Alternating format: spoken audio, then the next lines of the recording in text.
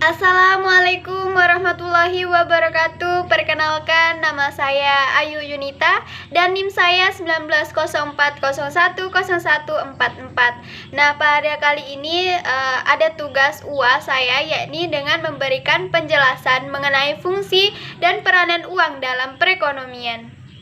Nah, penjelasan yang pertama adalah mengenai pengertian dari uang. Nah, uang itu adalah suatu benda yang digunakan sebagai alat tukar atau untuk melakukan transaksi pembayaran, pembelian, dan lain-lain sebagainya. Nah, di dalam uang juga terdapat beberapa syarat-syarat uang. Nah, yang pertama adalah diterima secara umum oleh masyarakat. Nah, yang kedua, memiliki nilai yang cenderung stabil. Dan yang ketiga adalah ringan dan mudah untuk dibawa. Yang keempat adalah tahan lama. Dan yang kelima, kualitasnya cenderung lama. Adapun materi selanjutnya adalah fungsi dari uang dalam perekonomian. Nah, uang memiliki beberapa fungsi. Yang pertama, uang sebagai alat tukar menukar. Nah, yang kedua, uang sebagai satuan nilai. Dan yang ketiga, uang sebagai standar ukur pembayaran. Nah, yang keempat, uang adalah sebagai penyimpanan kekayaan. Contohnya seperti kayak tanah dan lain sebagainya. Nah, di dalam fungsi suatu uang itu terdapat 3 motif.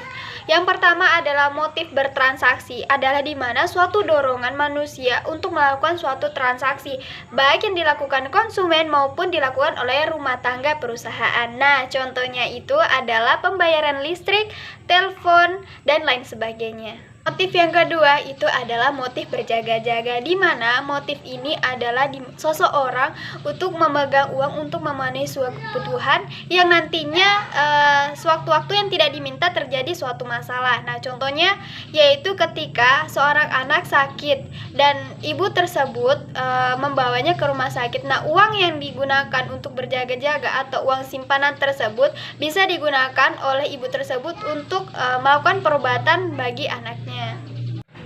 Nah, yang ketiga itu adalah motif spekulasi. Nah, motif spekulasi ini adalah di mana uang tersebut sebagai alat untuk menyimpan kekayaan. Dan motif ini memperkirakan sesuatu di masa depan. Contohnya, kita membeli emas di mana emas tersebut berada di harga yang murah. Nah, kita berspekulasi atau memperkirakan bahwa harga emas suatu saat akan mengalami kenaikan. Nah, ketika emas mengalami kenaikan, kita bisa menjual emas tersebut dan hal tersebut bisa memberikan kita keuntungan yang lumayan tinggi. Materi selanjutnya adalah mengenai peranan uang dalam perekonomian. Nah, uang dipakai untuk menunjukkan suatu nilai berbagai macam barang dan jasa. Nah, untuk menentukan harga barang dan jasa. Nah, secara pentingnya dari peranan uang dalam perekonomian adalah untuk memperlancar pertukaran barang dan jasa. Nah, uang sendiri itu juga sangat berpengaruh di dalam pasar. Kenapa? Karena dalam permintaan dan penawaran, uang harus berada dalam keseimbangan.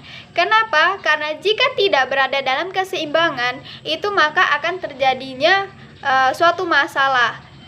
Yaitu ketika uang tersebar terlalu banyak dalam masyarakat, itu akan menyebabkan namanya inflasi. Yang terakhir adalah jenis-jenis uang. Nah, jenis-jenis uang ini yang pertama adalah uang primer. Nah, uang primer ini adalah uang dasar. Nah, contohnya seperti uang logam, uang kertas, dan cek yang berasal dari bank sentral. Nah, yang kedua itu adalah full bad money atau nilai uang. Nah, dikatakan sebagai uang penuh apabila nilai yang tertera di atas uang tersebut sama nilainya dengan bahan yang digunakan. Contohnya adalah emas. Nah, dan yang ketiga adalah token money atau uang tanda.